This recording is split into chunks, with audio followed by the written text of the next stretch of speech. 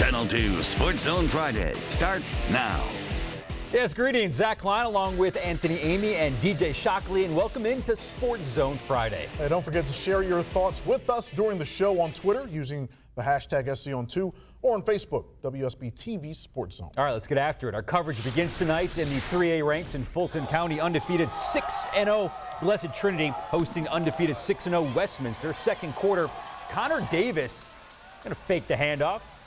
Runs, makes a toss down to Pat Jasinski. He's able to run it free and clear coming into your home tonight. Blessed Trinity taking the early lead. A little later, it's Westminster starting to make their comeback. Rankin Woley gives it to Zay Malcolm, who weaves around the D and into the end zone. However, Blessed Trinity, too tough. They win the battle of undefeateds tonight, 23-11. Well, Mickey Khan's 7-0 Grayson Rams look to remain perfect against the Black Knights of Central Gwinnett. This was no contest. Midway through the second quarter, Chase Bryce finds Austin Nash, who's going to shake off a defender and get into the end zone. 20-yard touchdown for the Rams. At the start of the third quarter, this time Bryce is going to hit Cedric Asen for another 20-yard score.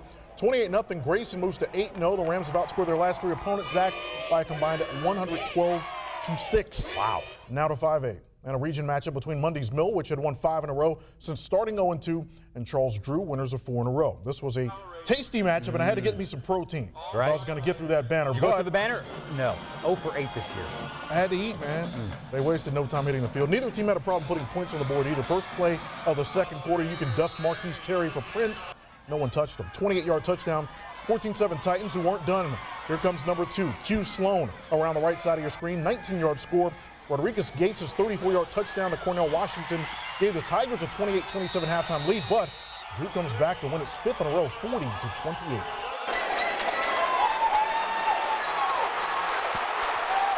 Oh, it's time for highlights. McKeecher, North Paulding.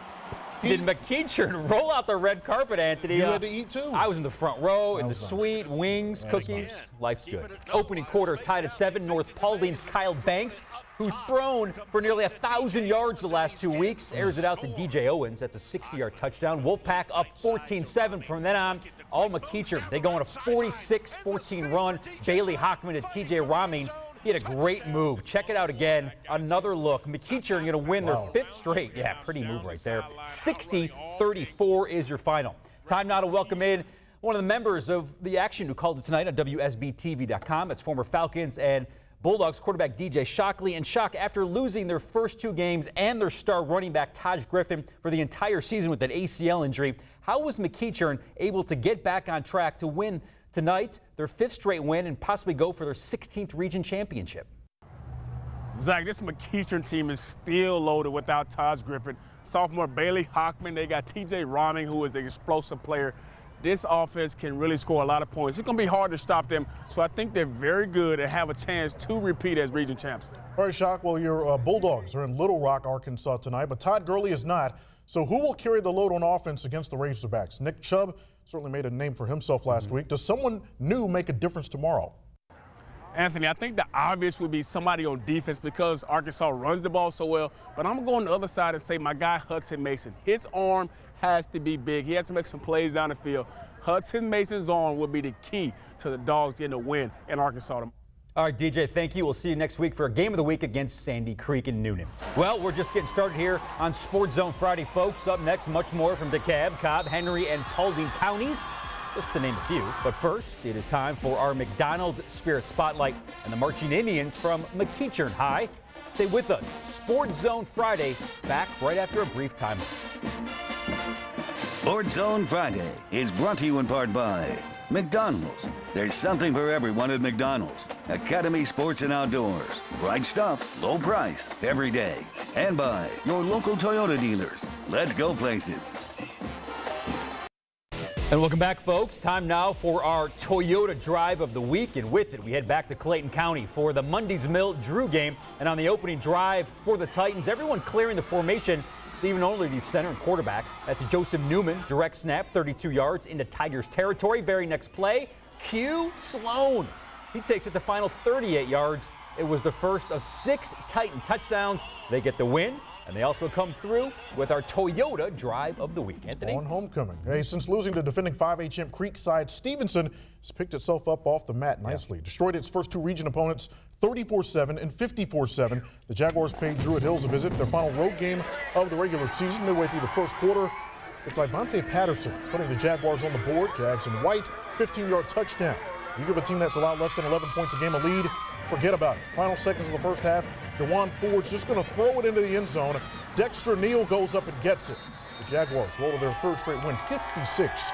All right, thousands of you voted on WSBTV.com for the game they wanted to see tonight. Now here's a look at our Academy Sports and Outdoors Viewers' Choice Game of the Week.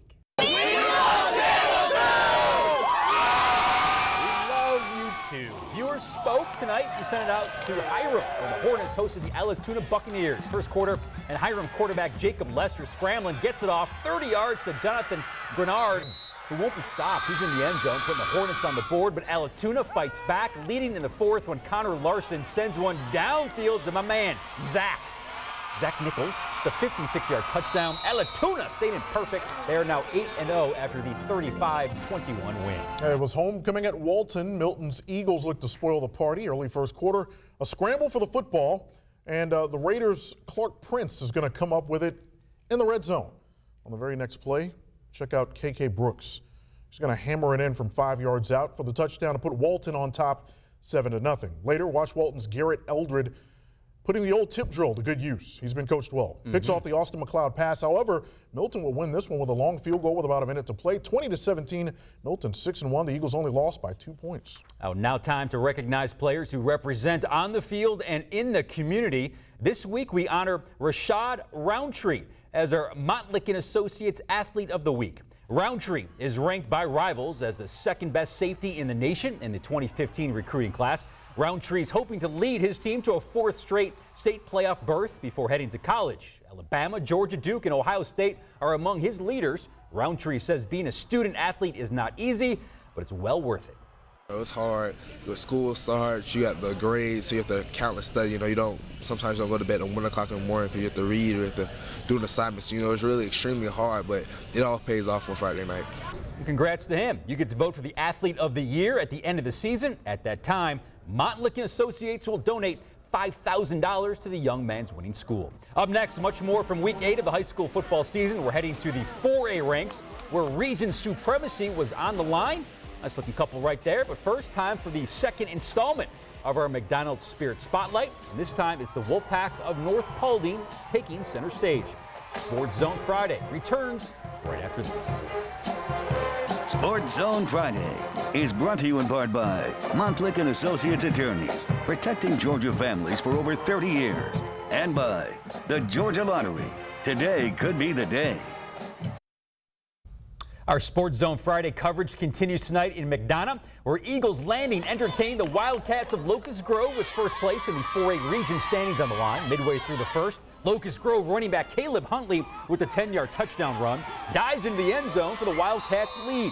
Seconds to go now in the first, and Eagles Landing gets on the board. Lunderick Craig with the quick TD up the middle. However, Locust Grove gets a 3-point win. They move to 5-2 on the season. What we show you on the field always grabs your attention, but what some of these young men do in the classroom should certainly catch your eye too. Grady High School's Colin Bray is this week's Georgia Lottery Scholar Athlete of the Week. Now, the wide receiver sports a 4.0 grade point average, made the cut as a semifinalist for the National Merit Scholarship, and is an AP Scholar with distinction. Colin plans to study engineering at either a state school or, get this, Yale, Princeton, Cornell, Stanford, or Cal. Wow. Smart guy. His favorite memory on the football field actually came in this year's season opener. We were playing Washington High School, and we were down by 6 points, I think, and I caught a touchdown pass with like 3 or 4 minutes left in the game to put us ahead and win the game. Congratulations, Colin. Job well done. Yeah, and although we are done for the night, you can always get more Sports Zone Friday football coverage on WSBTV.com. All right, for Anthony and everyone here at Channel 2, I'm Zach Klein. Thanks for joining us here on Sports Zone Friday. Have a great weekend, everybody.